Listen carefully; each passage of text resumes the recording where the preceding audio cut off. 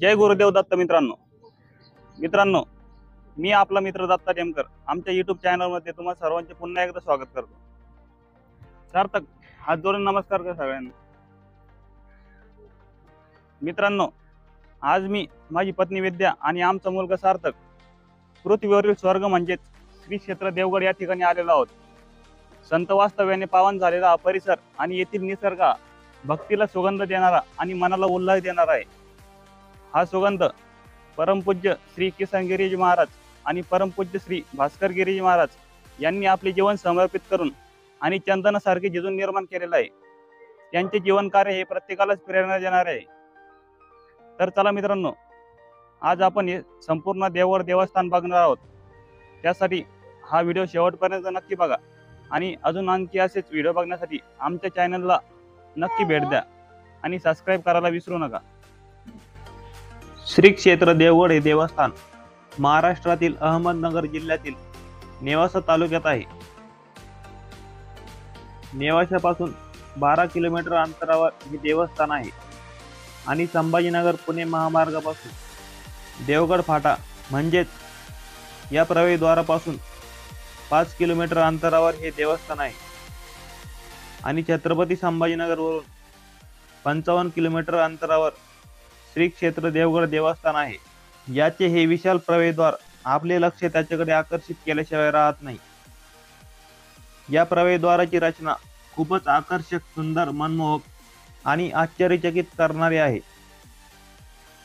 श्री क्षेत्र देवगड देवस्थानी आपले स्वागत करण्यासाठी जणू हे द्वार हात पसरून उभे आहे असेच वाटते।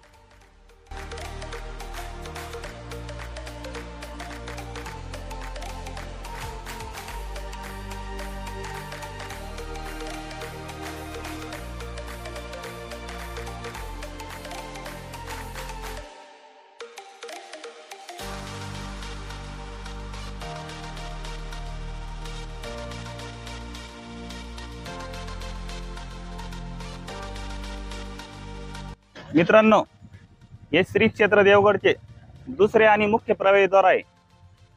या प्रवेशद्वाराचे दुतर्फा विविध फुलझाडे लावून सुशोभीकरण करण्यात आलेले आहे। या प्रवेशद्वारावर किती सुंदर नक्षीकाम केलेले आहे ते आपण बघणार आहोत।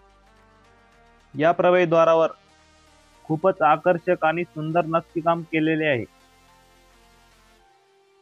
या प्रवेशद्वाराच्या दुतर्फा विविध फुलझाडे लावून सुशोभीकरण करण्यात आलेले आहे।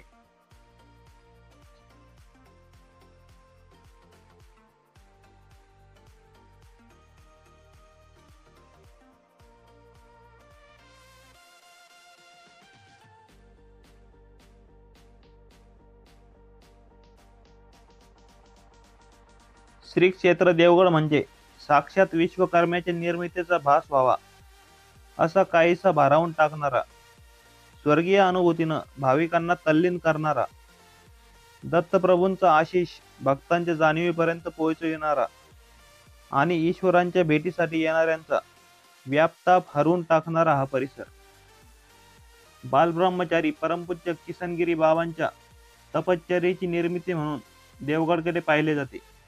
बाहेरून जे भाविक येतात त्यांना थांबण्यासाठी येथे यात्री निवास आहे आणि बाजूलाच 2 व्हीलर 4 व्हीलर साठी पार्किंग व्यवस्था केलेली आहे। 1957 साली श्री किसनगिरी बाबांनी श्री क्षेत्र देवगड येथे दत्तप्रभूंच्या मंदिराची मुहूर्तमेढ रोवली।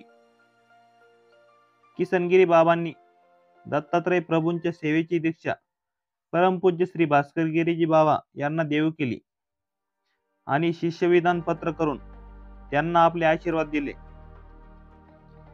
बालब्रह्मचारी भास्करगिरी बाबांनी देवगडची धुरा सांभाळत आपल्या कल्पक दृष्टीनं देवगड भूमीला आकार देण्यास प्रारंभ केला। या देवस्थानाचे काही महत्त्वपूर्ण वैशिष्ट्ये आहे, त्यांच्याविषयी पहिले जाणून घेऊ। पहिले वैशिष्ट्य हे की हे देवस्थान खूपच जागृत देवस्थान आहे। दुसरे वैशिष्ट्य म्हणजे येथील स्वच्छता। देवगडला भेट देणाऱ्या भाविकांची संख्या तशी प्रचंड आहे, परंतु तरी देखील या ठिकाणी कुठेही कचऱ्याचा कणही दृष्टीस पडत नाही आणि याचे मुख्य कारण म्हणजे नियोजनबद्ध व्यवस्थापन आणि सेवेकरांमध्ये रुजलेला निस्वार्थ सेवाभाव.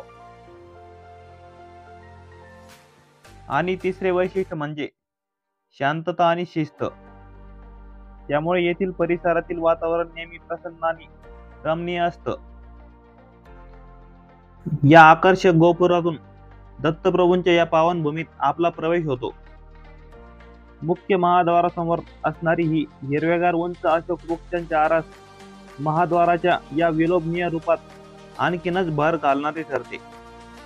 श्री क्षेत्र देवगडचा सर्वात मोठा उत्सव म्हणजे श्री दत्त जयंतीचा भव्य दिव्य सोहळा. दरवर्षी येथे श्री दत्त जयंती सोहळा हा थाटामाटात आणि लाखो भाविकांच्या उपस्थितीत पार पडतो.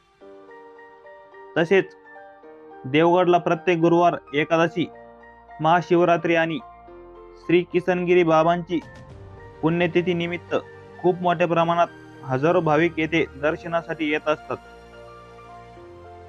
या मुख्य प्रवेशद्वारातून आत प्रवेश केल्यानंतर बरोबर मध्यभागी भगवान दत्तात्रयांचे मुख्य मंदिर आहे. मंदिराला 4 फूट उंचीचा भव्य कळस आहे.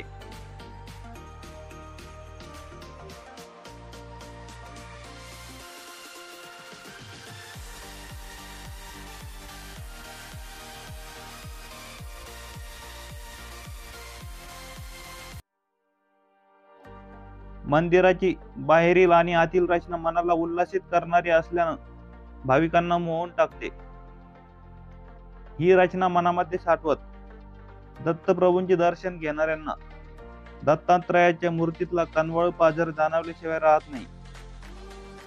सर्वांग सुंदर प्रसन्न दत्तमूर्ती ही अत्यंत जिवंत आणि जागृत दत्तमूर्ती आहे. दत्त मंदिराच्या डाव्या बाजूला पंचमुखी सिद्धेश्वर महादेवाचे मंदिर आहे. या मंदिरामध्ये सिद्धेश्वर महादेव, श्री गणेश आणि कार्तिकेय स्वामी यांच्या सुबक मूर्ती आहेत. या ठिकाणी होम आणि यज्ञ होतात. दत्त मंदिराच्या डाव्या बाजूला अजन वृक्षाची बाग आहे. वारकरी संप्रदायात अजन वृक्षाला खूप महत्व आहे. त्यामुळे आजही या ठिकाणी अनेक भक्त या वृक्षाच्या छायेत पारायण करतात.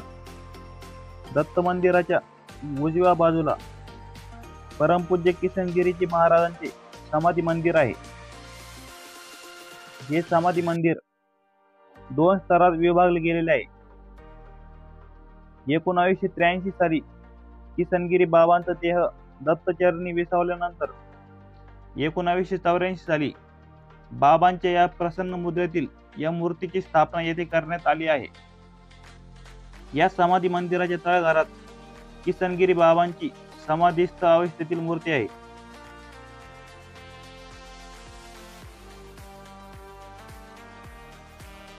दत्त मंदिराच्या पाठीमागे शनी महाराज आणि मारुती रायांचे मंदिर आहे.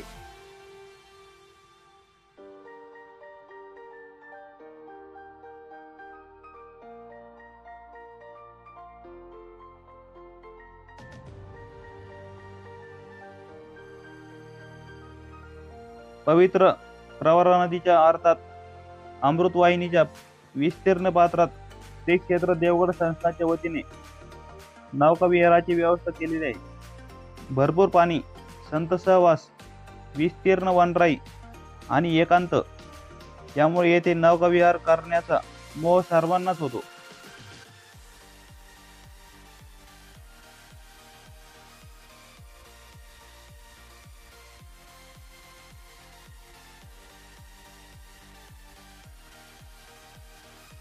नदीमध्ये खूप मासे देखील आहेत.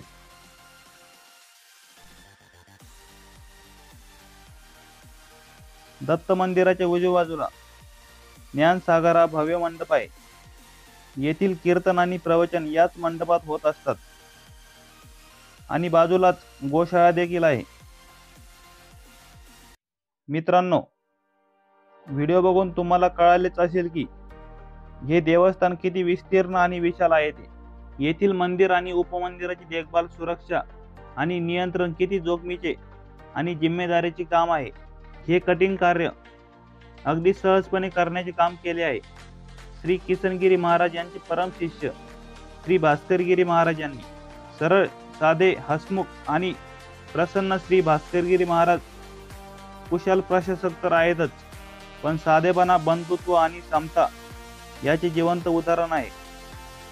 आपल्या गुरूंच्या सर्व इच्छा आणि आज्ञा डोळ्यासमोर ठेवत संपूर्ण जीवन त्यांच्यासाठी समर्पित केलेल्या पूजनीय भास्करगिरी महाराज यांचे आशीर्वाद घेत मनात संकल्प करतो या स्वर्गीय देवस्थानात परत येण्याचा. मित्रांनो, असेच अजून व्हिडिओ बघण्यासाठी चॅनलला नक्की भेट द्या आणि सबस्क्राईब करायला विसरू नका. जय गुरुदेव दत्त.